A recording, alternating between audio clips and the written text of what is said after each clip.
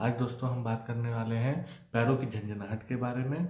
तो उसमें आइए देखते हैं कैसे, किसको, कैसे, क्यों होता है। दोस्तों इसके कॉजेस तो कई सारे होते हैं। एक तो कोमॉर्बिडिटीज अगर हैं किसी में तो उसमें ज़्यादा होता है, जैसे डायबिटीज़ हो गया, जो कि मैंने पिछले वीडियो में डिस्कस भी किया था, डायबिटिक न्यूरोपैथी कहते हैं। दूसरा थायराइड की कमी की वजह से भी होता है। अगर थायराइड TSH बढ़ा हुआ है किसी का, इसका मतलब ये होता है कि थायराइड हार्मोन जो है वो बॉडी में उतना पर्याप्त मात्रा में नहीं बन रहा है, तो उसकी कमी की वजह से भी जो नर्व्स होती हैं वो अफेक्टेड हो जाती हैं और पैरों में झंझनाहट हो सकती है।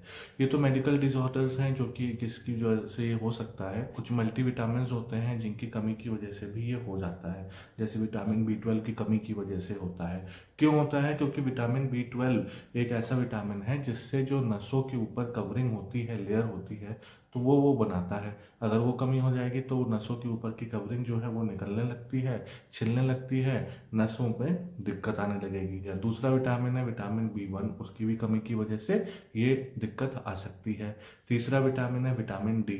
जो पैरों की झंझनाहट होती है इसको पेरिफेरल न्यूरोपैथी कहा जाता है। फिर थर्ड कॉज है कि अगर आपकी नस खिंच गई हो पैर की, तो खिंच कैसे सकती है? या तो स्प्रेन हो गया हो, या फिर अगर कोई ऑपरेशन कराया हो, जैसे नी सर्जरीज में जिनके पैर बहुत टेढ़े हो जाते हैं वो ऑपरेशन कराते हैं, तो कभी कभी उस ऑपरेशन में नस जो है जो पैर में तलवे पे जाती है तो वो खिंच जाती है, तो वो कई दिनों तक दिक्कत देती है, तो उसमें झंझनाहट होने के चांसेस होते हैं। फुट सर्जरीज हैं, उसमें हो सकता है कि नस डैमेज हो गई हो ड्यूरिंग सर्जरी, या उस पर सूजन आ गई हो, तो उस वजह से भी ये हो जाते हैं। अगर नस जो है जो भी पैरों में जाती है वो रीढ़ की नस से निकलती है और वो पैरों में जाती है, तो जहाँ से उसका ओरिजिन हो रहा है, अगर वहाँ पे कोई उसका दबाव पड़ रहा है उस नस पे, तो वो नस पूरे ऊपर से लेकर नीचे तक इरिटेट होती है, तो तब झंझनाहट हो सकती है पूरे पैर में।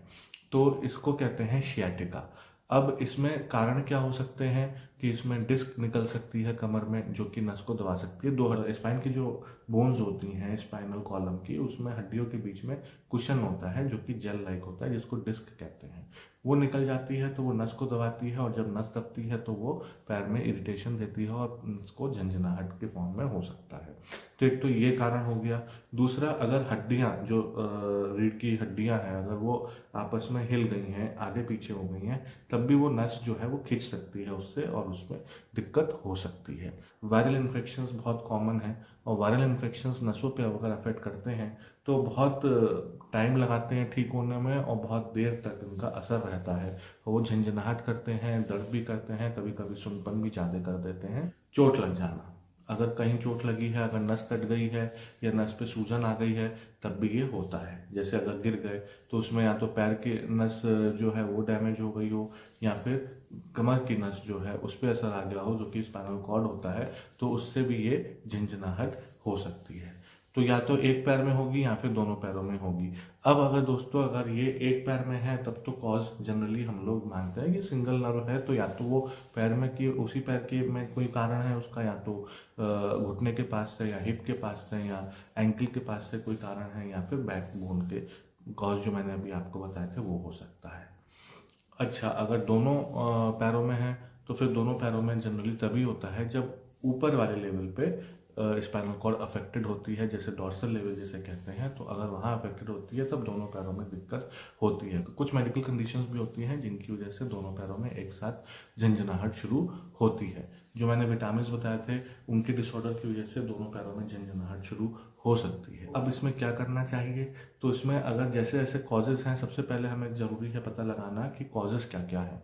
अगर कॉज हमें पता चल जाता है तो फिर उसका ट्रीटमेंट उस हिसाब से किया जाता है। अगर कुछ कमी है, जैसे विटामिन की कमी निकलती है, तो विटामिन रिप्लेनिश करने होते हैं। अगर डायबिटीज़ की वजह से होता है तो डायबिटीज़ को आपको कंट्रोल करना है। अगर थायराइड की डिसऑर्डर है, थायराइड की कमी है, तो थायराइड हार्मोन देना होता है। तो ये जनरली इट टेक्स टाइम, ये इतनी जल्दी ठीक नहीं होता है। 3 से 6 महीने भी लग सकते हैं, कभी कभी सालों लग जाते हैं, और पेशेंट को झंझनाहट रहती है।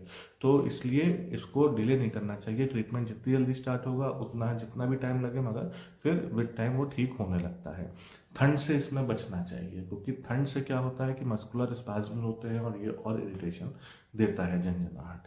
अब अगर कोई सर्जिकल कॉज निकल के आता है, जैसे कमर में डिस्क निकली हुई है या फिर कमर में हड्डियां हिली हुई हैं जो कि दबा रही है नस को, तो फिर आपको ऑपरेशन अगर सजेस्ट किया जाता है तो करा लेना चाहिए। आई होप दोस्तों कि ये वाला टॉपिक आपको पसंद आया होगा और इस पे जो भी मैंने आपको बताया है वो आपको समझ में आ गया होगा। और आप अपना ख्याल रखिए और do like share and comment. धन्यवाद।